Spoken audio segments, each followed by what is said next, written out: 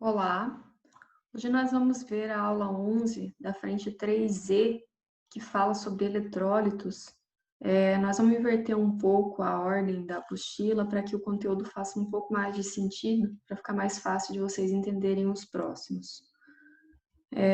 Então, vamos começar por uma coisa bem básica. Quando você tem simplesmente água pura, a água pura ela praticamente não conduz a corrente elétrica.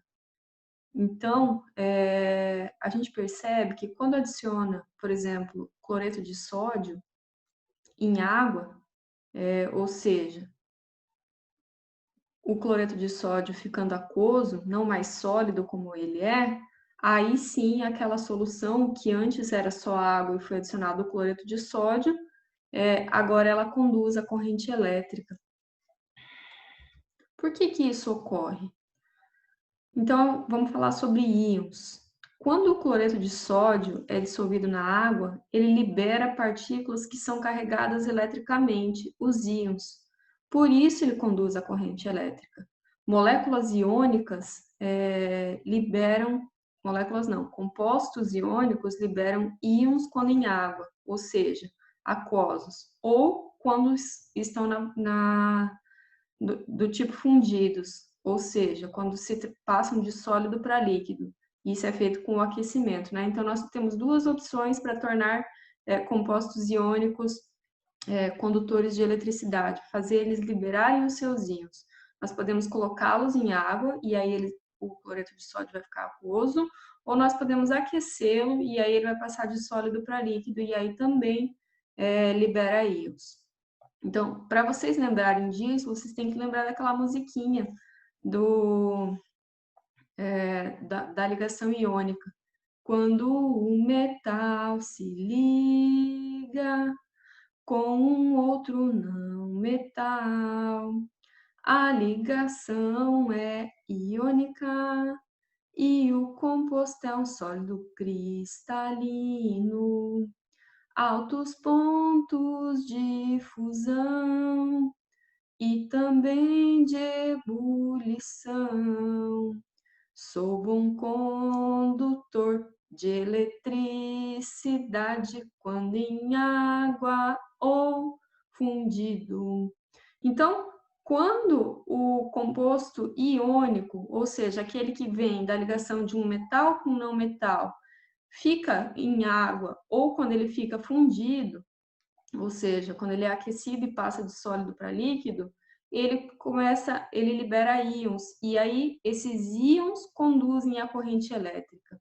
Não que o composto iônico não tenha íons, ele tem íons. Como vocês viram no slide anterior ali, a figurinha que acendeu a lâmpada é Na+, Cl-. Por quê?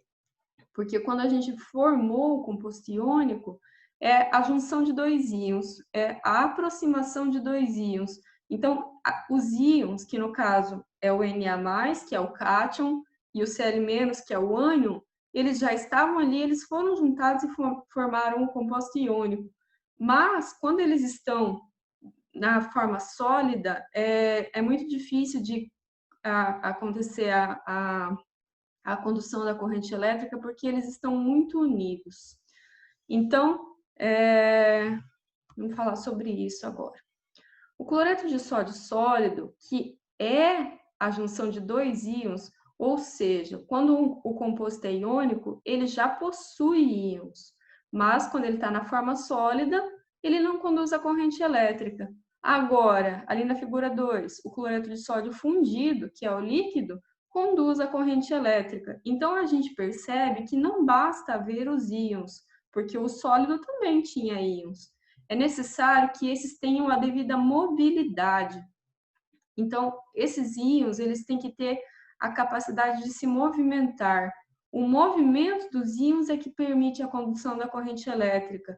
No estado sólido, o sódio, que é positivo, que é um cátion, é um íon positivo cátion, e o cloro, que é o íon negativo ânion, estão muito unidos, como nessa figurinha aqui da direita. Vocês estão vendo? Isso ali é um retículo cristalino. É a união dos íons, eles estão muito próximos. Então, aqui, impossibilita a passagem da corrente elétrica. Agora, na figura da esquerda, quando você aquece ele, que ele se torna líquido, ou quando você coloca em água, que ele se torna aquoso, esses íons se dispersam e aí a corrente elétrica é conduzida. Por quê? Porque os íons têm mobilidade e é esse movimento que permite a condução da corrente elétrica. Lembrando sempre que os compostos formados por ligação iônica são junção de íons positivos e negativos, e quando em água ou fundidos, ou seja, tornados líquidos por aquecimento, liberam íons. Portanto, todo composto formado por ligação iônica conduz a corrente elétrica quando em água ou fundido, tá bom? Todo composto formado por ligação iônica conduz a corrente elétrica quando em água ou fundido. Ele já possui íons no estado sólido, mas não é possível a condução da corrente elétrica porque esses íons estão muito unidos no retículo cristalino. Outra coisa, a solução aquosa de sacarose não conduz a corrente elétrica, portanto, essa solução não possui íons. Portanto, para que uma solução, quando está em água, porque uma solução é aquela que está em água, né? Ou em um solvente, que o principal é a água, conduza a corrente elétrica, é preciso que ela possua íons. Então, não importa, não necessariamente tem que ser só um composto iônico. O importante é que, quando ela entre em contato com a água ou com o solvente, ela libere íons. Existem compostos que não são iônicos que liberam íons quando estão em solução. Então, a gente vai ver isso depois, tá? Mas a sacarose não é um deles. Quando a sacarose entra em contato com o solvente, eu vou adotar aqui como a água, tá? Porque ele é o principal. Quando a sacarose entra em contato com a água, ela não libera íons, portanto, ela não consegue conduzir a corrente elétrica. Então, aqui a gente chega na definição do que são os eletrólitos, que é o que a gente está vendo nessa aula. Eletrólitos são substâncias que, quando se dissolvem, liberam íons em solução. Quando se dissolvem, quer dizer que ou eles estão aquosos ou líquidos, tá? Então, assim, liberam íons em solução são os eletrólitos. Necessariamente tem que ser um composto iônico? É uma pergunta.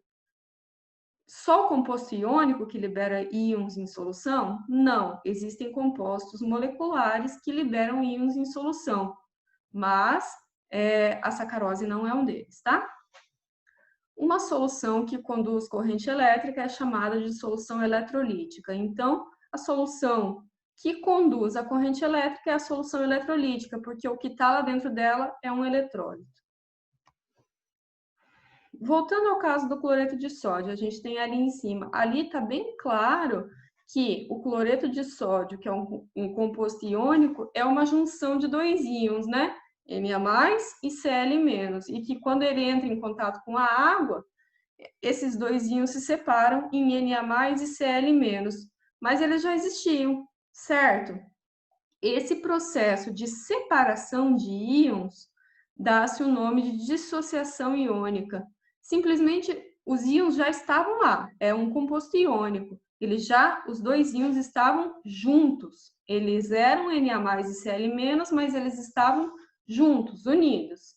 Então, o que a água fez nesse caso? Ela simplesmente separou os íons, e o nome disso é dissociação iônica.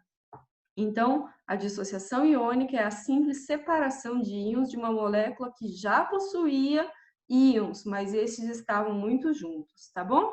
Então, sais sofrem dissociação iônica.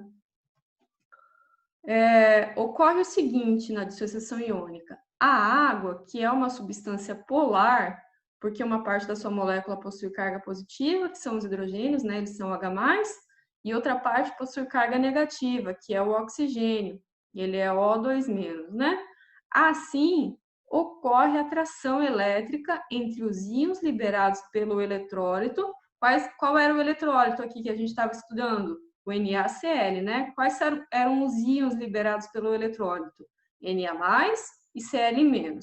Então, esses íons estão separados, eles já não têm mais atração um pelo outro. O que vai acontecer quando entrar em contato com a água? Ocorre atração elétrica entre os íons liberados pelo eletrólito e as moléculas de água, conhecida como solvatação. Solvatação, porque vem de solvente, né? Mas quando o solvente é a água, que é o principal solvente, o nome é hidratação. Então, vamos pensar, o eletrólito estava lá. Quando ele estava separado, íon Na+, íon Cl-. O Na+ tem carga positiva, certo? Então, o que vai atrair o Na+ na molécula de água? O que tiver carga negativa, que é o oxigênio. Então, olhem a figurinha ali da esquerda. O que está próximo do Na+? Várias moléculas de água, mas o que está mais próximo? O oxigênio, pois ele que é o polo negativo da molécula de água e o Na+ era a carga positiva, né? Então, eles são atraídos. Olha o que aconteceu ali com o Cl-, molécula verde, o átomo verde. O Cl era negativo. Ele também é atraído pelas moléculas de água, mas por qual parte da molécula de água? Pelo hidrogênio, que é a carga positiva, porque o Cl é a carga negativa, né? Então, o nome disso aqui é solvatação. Como nesse caso é a água, tem um nome mais específico, hidratação. Outro exemplo de eletrólito é o cloreto de hidrogênio, que é o HCl. Ó, prestem atenção aqui. Esse não é um sal, é um ácido. HCl, ácido clorídrico ou cloreto de hidrogênio. Então, aqui é outro eletrólito que não é um composto iônico. Aqui é um composto molecular, que é um gás a temperatura ambiente e ele pode ser dissolvido na água. Então, quando o HCl, que é um gás, e a água são misturados, a água age sobre as moléculas do HCl, acontecendo a formação de íons na solução. Então, olha a figurinha ali, do lado esquerdo, HCl, não são íons, não é a junção de dois íons, não é H+ e Cl-, é o composto molecular HCl, porque ele não é um composto iônico para ser junção de dois íons, tá? Como a gente sabe que não é um composto iônico? Porque esse é um composto covalente. Quando você faz a ligação do hidrogênio com o cloro, não é uma ligação iônica, é uma ligação covalente, porque o hidrogênio tem um elétron, ele precisa de dois, o cloro tem 7 e precisa de 8. Então, os dois precisam. Então, a ligação é covalente, eles vão compartilhar um par de elétrons. Então, aqui está sendo formado um composto molecular, certo? Quando esse composto molecular entra em contato com a molécula, com a água, o que acontece com ele? São dissolvidos e eles se separam em íons, resultam em íons. Os íons são o H+ e o Cl-. Então, nesse caso aqui, você não tinha dois íons lá no começo que foram separados no final, que daí seria dissociação iônica, né?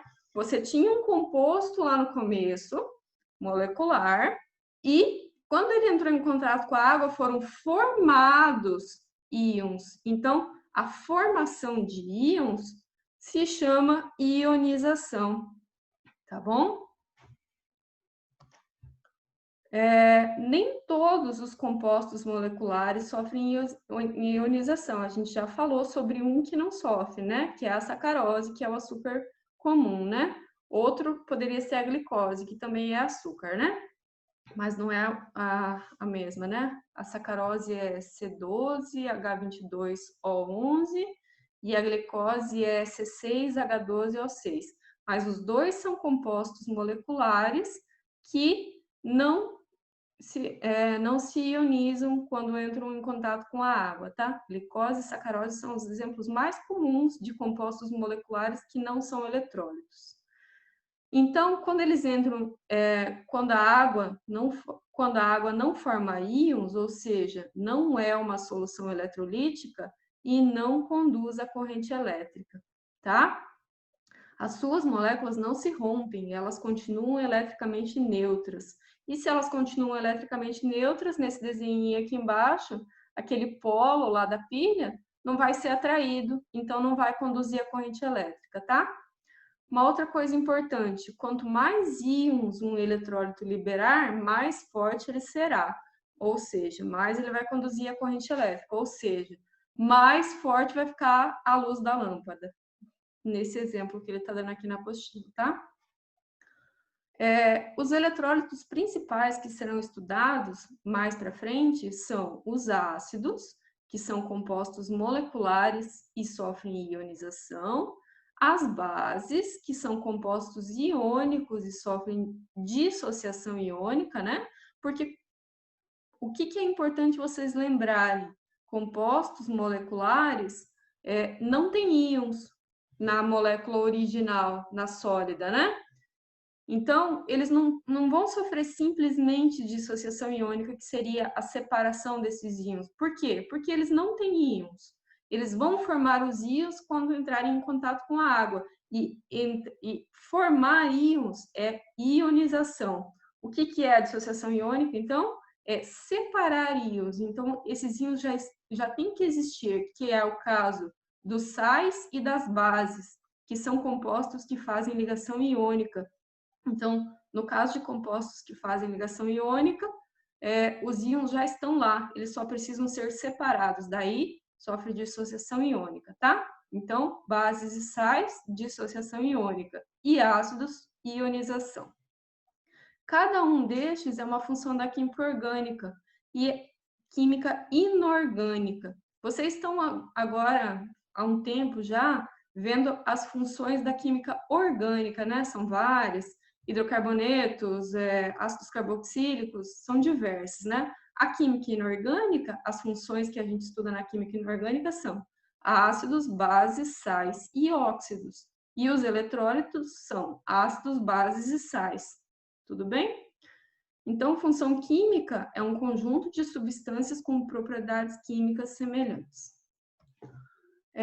Escolhi alguns exercícios para resolver já nessa aula, porque eu estou vendo que algumas pessoas acompanham as minhas aulas de resolução de exercícios, mas muito provavelmente a maioria consegue resolver e já confere com o gabarito da apostila, e aí não precisa assistir a aula. Então, eu vou escolher alguns a partir de agora e já vou resolver na sequência da aula, e aí depois eu vou deixar mais algumas sugestões para vocês fazerem, mas esses eu já não vou mais resolver, tá? A não ser que vocês tenham dúvidas e aí vocês venham me pedir.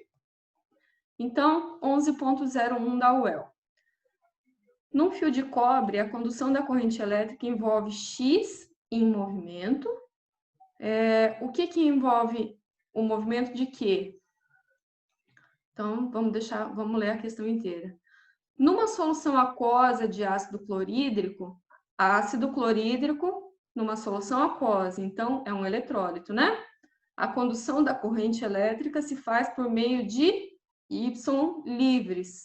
O que estão livres que fazem conduzir a corrente elétrica numa solução aquosa de ácido clorídrico? Os íons, né? Que nesse caso do ácido clorídrico, o H+, e o Cl-. Então, o Y é íons. E o X é um metal, né? O fio de cobre é um metal. Então, a condução da corrente elétrica aqui se dá por elétrons. Já quando é uma solução, é um composto iônico, a condução é por íons, tá bom? Então, é a letra C. 11.02, os sistemas fio de cobre, de novo, então é um metal, a condução da corrente elétrica se dá por elétrons. A segunda, solução aquosa de sulfato de cobre. Sulfato de cobre é um sal, né? Se é um sal, é um composto iônico, então a condução da corrente elétrica se dá por íons. Cloreto de sódio fundido. De novo, ele está fundido, ele é líquido. Então, ele conduz a corrente elétrica. E ele conduz a corrente elétrica como? Por íons também, né? O cloreto de sódio é um composto iônico, ele é um sal, né? Então, a condução da corrente elétrica se dá por íons, porque ele está na forma líquida, fundida, né? Então, a resposta correta aqui, ele está pedindo as partículas responsáveis pela condução da corrente elétrica, no primeiro caso, são os elétrons, no segundo e no terceiro caso, que são sais, que são compostos iônicos, se dá por íons, então é a letra A. 11.03. Complete. Os eletrólitos podem ser compostos formados por íons, chamados compostos iônicos, né? Compostos iônicos são aqueles formados por íons. Ou compostos formados por moléculas, que daí são o quê? Como são os eletrólitos que são formados por moléculas? São os compostos moleculares, mas eles têm que liberar íons, né? Quando um eletrólito iônico sofre uma dissolução aquosa, ocorre uma... Então, vamos lá. A gente tem o composto iônico e ele vai entrar em contato com a água. O que vai acontecer com os íons que já estão lá, né? Porque ele é um eletrólito iônico. O que vai acontecer com os íons que já estão lá? Uma separação. Como é o nome mais específico disso? Dissociação dos seus íons. Dissociação ou separação. Quando um eletrólito que não é formado por íons, no caso molecular, por exemplo, os ácidos, né, é dissolvido na água, ocorre o quê? A formação de quê? De íons, tá bom? 11.11. Se forem misturados cloreto de sódio, água, gasolina e N-hexano, é correto afirmar o quê? Então, aqui, ele está fazendo várias afirmações a respeito de solubilidade, de número de fases. Então, o que a gente precisa fazer? Identificar se esses compostos se dissolvem ou não. E como a gente sabe se eles se dissolvem ou não? Por causa da polaridade. Se eles são polares, eles se dissolvem em substâncias polares. E os apolares se dissolvem com os apolares. Então, vamos ver. Cloreto de sódio. O cloreto de sódio, ele é polar, né? É um composto iônico. Todos os compostos iônicos são polares, tá? Mas a gente consegue ver porque é Na e Cl. Na é um polo, Cl é outro. Então, quando vai do Na para o Cl, forma um composto polar, porque sobra uma resultante, né? O segundo, a água, ali embaixo. A água tem essa forma angular ali, né? A água, qual que é? É um composto, não é iônico, né? É uma ligação covalente, então é um composto molecular. Então, qual que é o mais eletronegativo aqui? Hidrogênio ou oxigênio? Daí você tem que lembrar daquela regrinha da eletronegatividade. Fui ontem no clube, briguei com o Ivo, que saiu correndo pelado, hahaha. Então, você vai ver que o oxigênio é muito mais eletronegativo que o hidrogênio. Então, a direção da flecha é do hidrogênio para o oxigênio.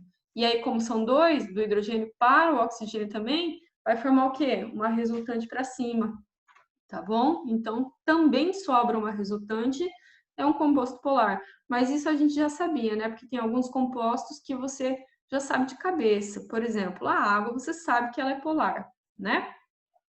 A gasolina. A gasolina é um hidrocarboneto, tá? É uma mistura de hidrocarbonetos. Então, vocês já estudaram, foi a primeira função que vocês estudaram na química orgânica, né? Os hidrocarbonetos. E a professora Cleisi falou para vocês que os hidrocarbonetos são apolares. Por quê? Eles são formados por hidrogênio e carbono. E o hidrogênio e o carbono têm uma pequena diferença de eletronegatividade, mas é muito pequena. Então, a gente, como são moléculas que geralmente são grandes, a gente considera eles como compostos apolares, porque a diferença de polaridade entre hidrogênio e carbono, que é o que forma os hidrocarbonetos, é muito pequena, tá bom? Então, hidrocarbonetos são apolares.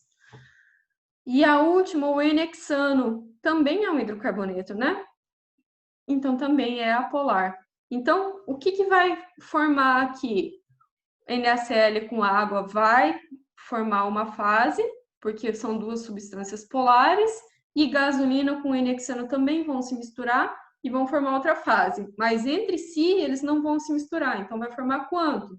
Duas fases. Uma delas constituídas por cloreto de sódio e água, a outra fase por gasolina e N-hexano, tá? Então, vamos lá. Primeira, a mistura terá duas fases, sendo uma delas constituída pela gasolina e o N-hexano, correto? O N-hexano, um composto apolar, correto? Não se dissolverá na água, por este ser um composto polar, certo? O cloreto de sódio, ao dissolver-se na água, formará uma solução iônica. E aí? Certo também. 8. Será formada uma mistura homogênea? Não, de jeito nenhum. Vai ter duas fases, né? Uma fase polar, outra fase apolar. 16. A gasolina não irá se misturar aos demais compostos. Tá errado por pouco, né? Ela vai se misturar ao N-hexano, ao restante não vai. 11.15, da UEL. Qual das alternativas abaixo representa o eletrólito mais forte? O que possui grau de dissociação alfa igual a 40%. Então, anotei lá que a letra A tem alfa igual a 40%.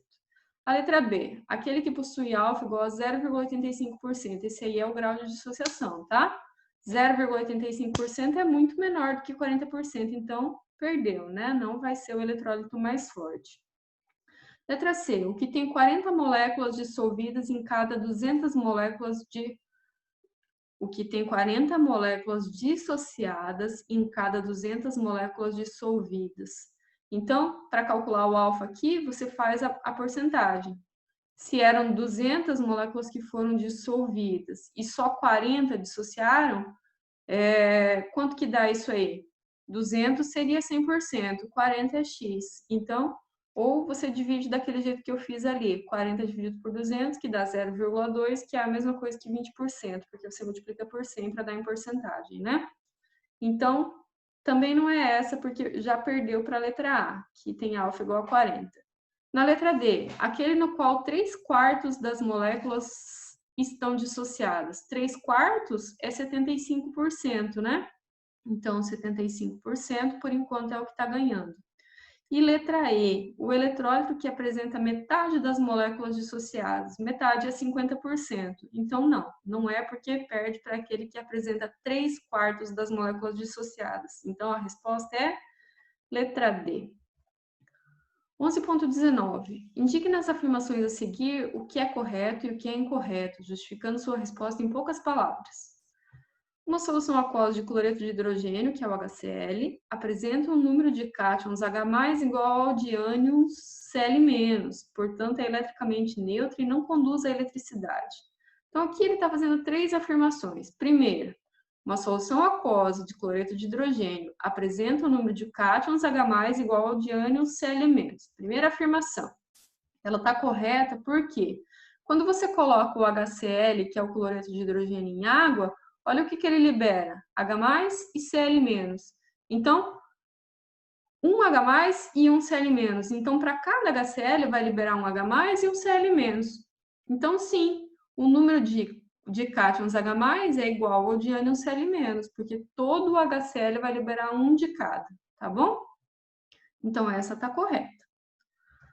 Segunda, portanto, é eletricamente neutra. Ela é eletricamente neutra, porque se a quantidade de cátions H+ é igual a de ânions Cl-,